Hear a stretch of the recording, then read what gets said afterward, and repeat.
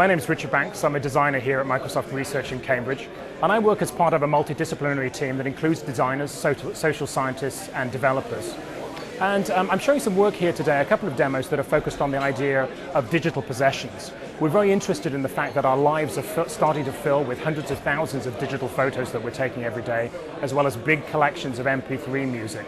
And the problem with having such a vast quantity is a lot of it starts to become inaccessible. We start to not see some of those photos that we took 5 years ago or some of those songs that we bought a while ago. So I'm going to show you a couple of demos that start to look at interfaces that perhaps are a little bit more spontaneous and bring some of that content that you see less regularly to life. The first one I'm going to show you is a prototype called the Digital Physical Photo Display. So what we're interested in here is that in the past, people would have printed out photos and onto paper and would have framed them and put them up on their walls and would have been happy for them to be background things that wouldn't have changed for a decade or so. Now, of course, with digital photos, we have a tendency to want to see lots of digital photos in rapid succession using slideshows. And so we're wondering if there are ways of making digital photos part of the background as well. So with this prototype, we're basically trying to bridge the digital and physical divide. And so what we've got here is a device that we imagine sitting in your hallway at home. It's got this bar on it, and I have a set of photos here that I've printed out from a set of folders that are also on this device that contain photos from different events.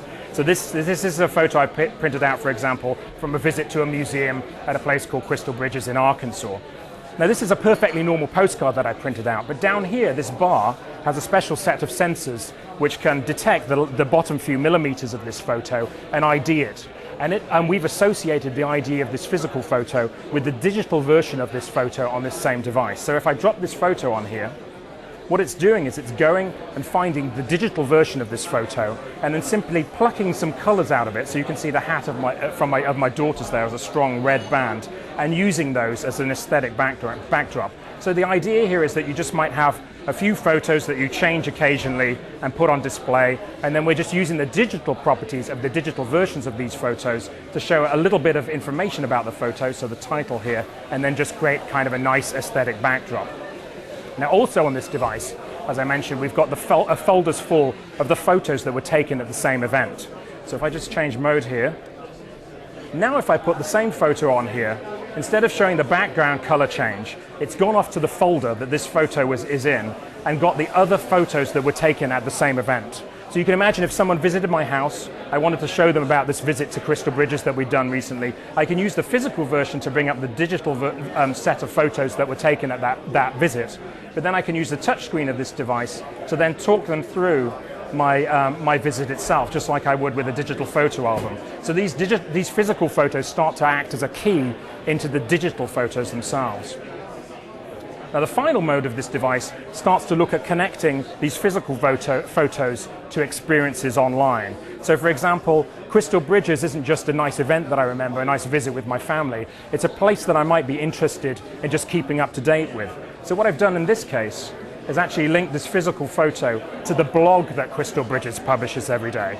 And so now I'm not using it to connect me to my family photos of my visit. Now I'm using it to connect me to that particular place, which is a different way of thinking about the interconnections there. So we're interested in ways of maybe connecting both the physical and the digital offline to experiences online.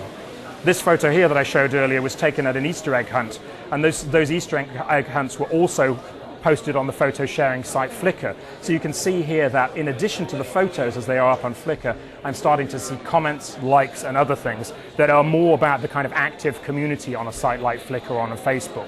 So a lot of our digital photos are starting to have a secondary life as we post them up online on sites like Facebook and Flickr, and this allows me locally in my own home to keep up to date with what's going on with those photos.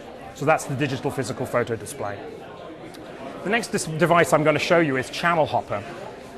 And so while the digital physical photo display was all about getting to reveal your digital photos, this one is much more about music collections. And so I realized I've been using iTunes for about 10 years, and I have a bunch of playlists in iTunes that I've been gradually adding to over time. And when I play a playlist, inevitably I hear the beginning of the playlist and I hear less about the end. So I become really familiar with the songs that happen at the beginning of a playlist. So we were interested in maybe taking the playlist structure but trying to add a little bit of randomness to it. And we've done that by combining it with a metaphor of a radio. So if we look at the UI here, each one of these rows is a different playlist that I've exported from iTunes. So the current playlist is this one in the middle called New Stuff 2005. And if you look closely, you can see that it's moving very, very slowly as this song here plays.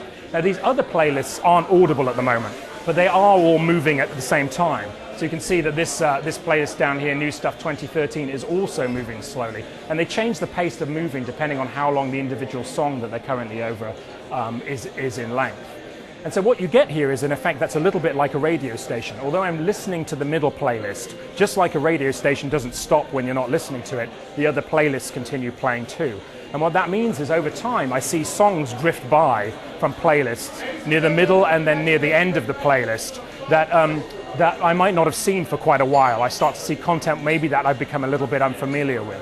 So what we've ended up here with is a radio station metaphor where I can switch very quickly up and down through these different channels. And when I switch to another channel, we drop you straight in the middle of that song, just like you'd shifted radio stations and suddenly heard the middle of a song that you hadn't listened to in ages. So you get that sense of delight of, oh yeah, I know this song. Now, if I wanted to, I could just click on that song and start it over from the beginning again.